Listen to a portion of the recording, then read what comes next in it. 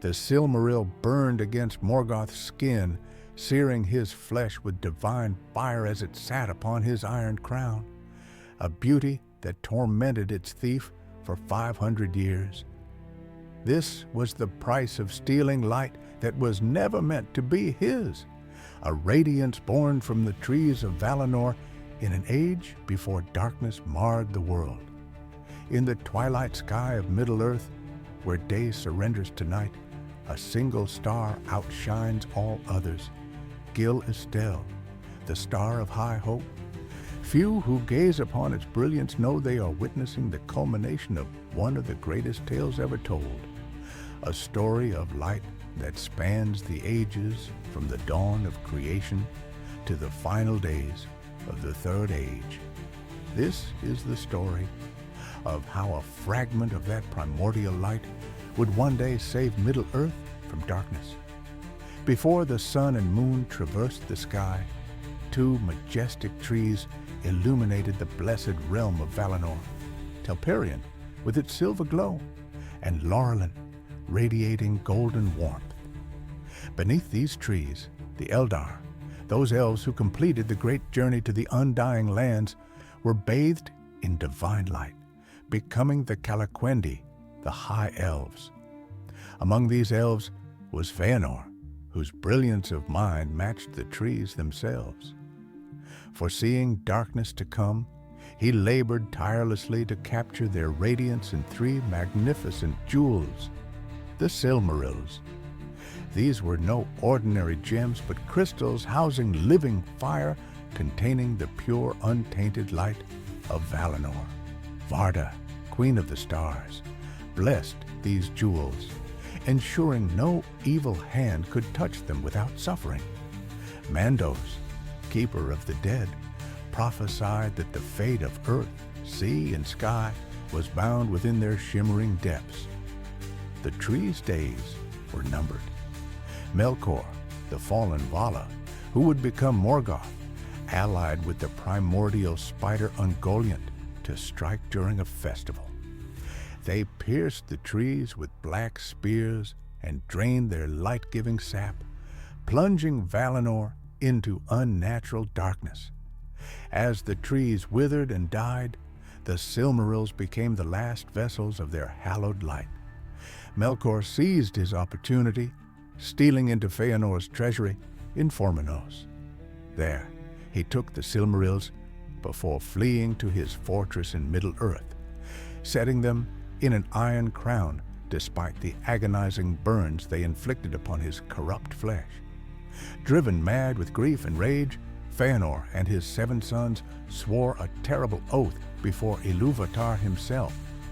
Be he foe or friend, be he foul or clean, whosoever withholds a Silmaril from our possession shall face our wrath until world's end.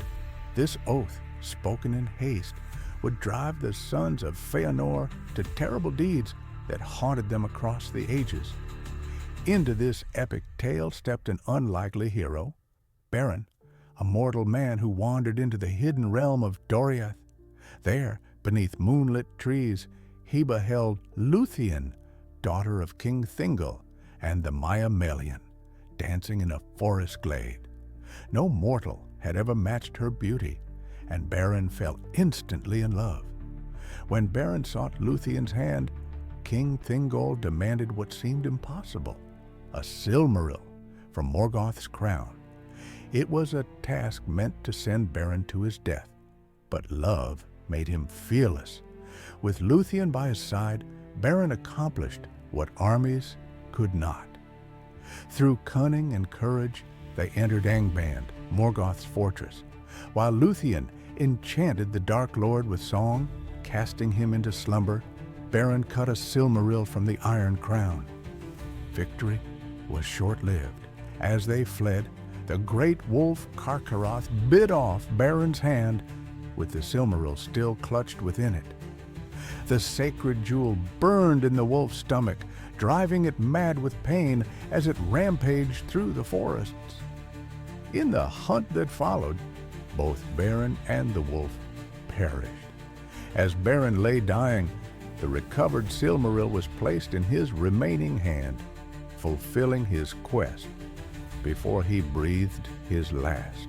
Unwilling to accept separation, Lúthien's spirit followed Beren beyond death to the halls of Mandos. There she sang a song of such profound beauty and sorrow that Mandos himself, unmoved since the beginning of time, granted them a choice.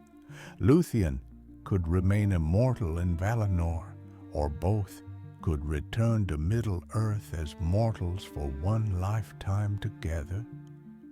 For love, she chose mortality, the first elf ever to do so. The Silmaril that cost Beren his life was set in the Noglamir, a magnificent necklace crafted by the dwarves. King Thingol's desire to possess this combined treasure led to his murder by greedy dwarven craftsmen. When the dwarves attempted to steal the necklace, Beren, in his second life, ambushed them, reclaiming it for Lúthien. For a time, Lúthien wore the jewel, becoming the fairest vision ever seen east of Valinor. When death finally claimed them both, the Noglamir passed to their son Dior, drawing the attention of Feanor's sons, still bound by their terrible oath. They descended upon Doriath, slaughtering Dior, but the Silmaril escaped them once more, spirited away by Dior's young daughter Elwing to the havens of Sirion. Years later, the sons of Feanor attacked again. In desperation, Elwing cast herself into the sea with the Silmaril, but rather than drowning, she was transformed by Ulmo, Lord of Waters, into a great white bird. With the jewel shining upon her breast, she flew across the ocean in search of her husband, Eärendil. Eärendil, a half-elven mariner, had been seeking a path to Valinor to beg the Valar's aid against Morgoth. When Elwing reached his ship, she resumed her elven form, and together they achieved what none had since the exile of the Noldor. They reached the shores of the Undying Lands. There, with the Silmaril bound to his brow, Eärendil pleaded for mercy for both elves and men. Moved by his sacrifice, the Valar agreed to march against Morgoth. They also blessed Eärendil's ship, setting it to sail the heavens with the Silmaril as its beacon. Thus was born Gillisdale, the Star of High Hope, visible even in morning light when other stars had faded. This star would guide the faithful men of Middle-earth, the Edain, across the sea to their new home, the island kingdom of Númenor. From the line of Númenor's kings would eventually come Aragorn, heir of Isildur, who would fall in love with Arwen Undomiel, daughter of Elrond. Her name, Undomiel, meant Evenstar in the elven tongue, for she embodied the twilight beauty of her people. Like her foremother Lúthien, Arwen would choose mortality for love, binding her fate to a mortal man. But before that choice was made, the light of the Evenstar would play one more crucial role in Middle-earth's salvation. For in the twilight of the Third Age, Galadriel, Lady of Lorien, captured a portion of Eärendil's starlight in a crystal phial filled with water from her mirror. This she gave to Frodo Baggins as he departed from Lorien on his quest to destroy the One Ring.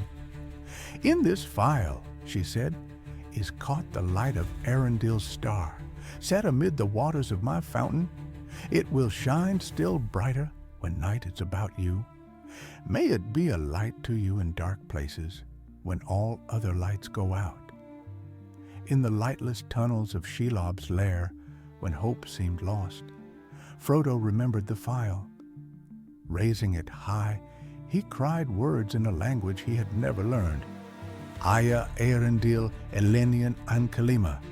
Hail Eärendil, brightest of stars." The phial blazed with sudden radiance, driving back the ancient spider. Later, when Sam believed Frodo dead, it was this same light that gave him courage to continue alone, and then to challenge the Watchers at the Tower of Cirith Ungol to rescue his master. As they struggled across the plains of Mordor toward Mount Doom, Sam reflected on their place in the greater story. Beren never thought he was going to get that Silmaril from the Iron Crown, and yet he did. And that was a worse place and a blacker danger than ours. But that's a long tale that goes on past the happiness and into grief and beyond it. And the Silmaril went on and came to Eärendil. And why, sir? I never thought of that before. We've got some of the light of it in that star glass that the lady gave you. Why, to think of it, we're in the same tale still. It's going on. The cycle had come full circle. Light that began in the Two Trees of Valinor, captured in the Silmarils by Feanor's craft, carried through blood and battle by Beren and Luthien, lifted to the heavens by Eärendil, and finally brought back to Middle-earth in Galadriel's gift. This light guided Frodo and Sam through the darkest reaches of Mordor to complete their quest. Venus, brightest of our evening and morning stars, still traces its path across our skies, a living reminder of Eärendil's eternal voyage. For those who know the tale, it carries the memory of a light that began before the sun, a light that defeated darkness not through force of arms, but through courage, sacrifice, and unwavering hope. The great tales, as Sam observed, never truly end.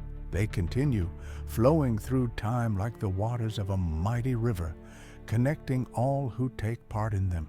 And in this way, the light of the Evenstar shines on, reminding us that even in the deepest darkness, hope remains, as distant perhaps, but also as constant as the stars themselves.